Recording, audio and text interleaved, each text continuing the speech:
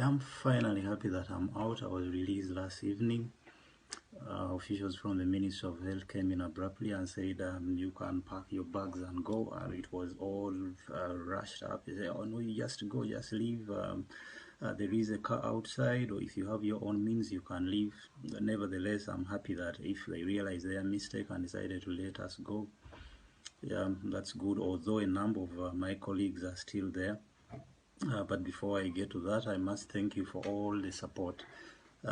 You've really been there for us through these hard times, through all these days, right from the 18th when some of us arrived, started our quarantine. It's really been unfair. I must say, and I must repeat, as I said earlier, it was not about quarantining, as some people have been presented it that we're resisting being quarantined, we're resisting a government measure to protect society. It's not about that. Some of us had opportunities to bribe our way out, but we decided to stay there. So it wasn't about that. It was about the mismanagement of quarantine. It was about the arbitrary implementation of measures that did not make any sense, neither by science, nor by logic, nor by whatever other consideration. Even if one is not an epidemiologist, they would realize that some things were utterly out of any measure of reason.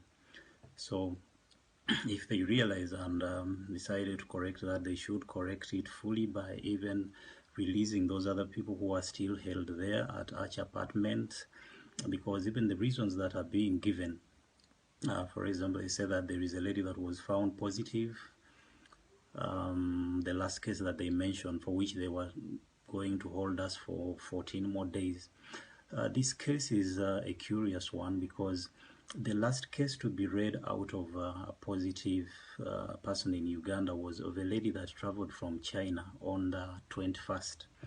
Yet the lady that was evacuated from Arch Apartments was from Turkey, and she came in on the 22nd.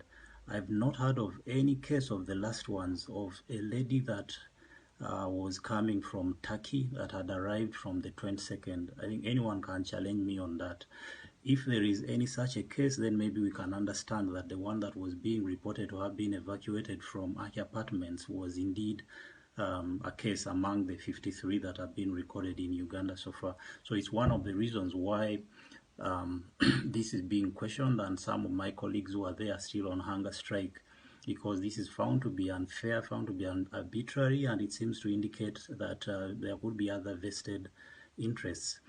On top of that, some of these are people that have been in their rooms all through. And second, this group includes mostly people that were quarantined first on the 18th. This was the first group of people to be quarantined, and they've been seeing others come in and go.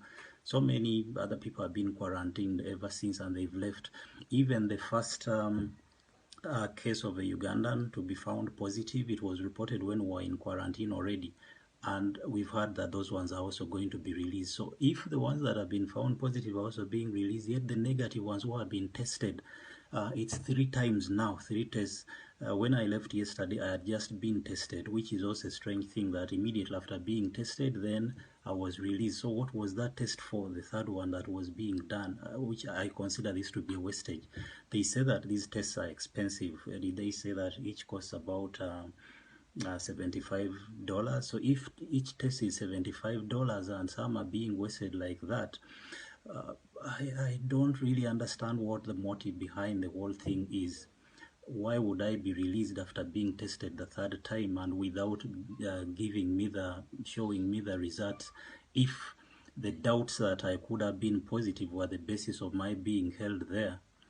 So all this indicates that there could be other reasons beyond what are being presented for holding people there. This is unfair.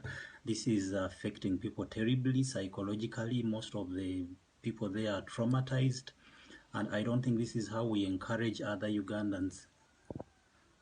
I don't think this is how we encourage other Ugandans to accept to be quarantined. Who would accept to go to quarantine after hearing all this? I don't think anyone would. Some people have said that maybe I was being persecuted. This was political persecution. I don't want to believe so. I think this is a case of incompetence. It's a case of maybe other vested interests that seem to affect everything, egos and all that, that some people are wrong and they don't want to admit that they are wrong. We are not highlighting these things because we want to sabotage the Ministry of Health or sabotage government. This is in the interest of everyone. It's matters concerning health and matters concerning everyone. So it's in our interest, the interest of everyone, to see that the measures that are put in place are effectively utilized and the measures themselves are good enough. So no one would come out to just sabotage a measure that is in their interest. So I really hope that we continue correcting these things and that the Ministry of Health, where they are wrong, they acknowledge and they commit to improve. They don't have to stick to a wrong thing in order to prove that they were right in the first place. Yeah, but thank you very much once again for all the support that you have showed us, and I really urge the Minister of Health to release those people that are still held there and to clarify on the questions that still remain unclear. And also, they owe us an apology. They should apologize for all that they have done to us. This wasn't really necessary. It was unfair, and they shouldn't just get away with it like nothing happened. We've released them, that's all. Your government should show more care for the people that are under their authority. It's not about showing or exercising power.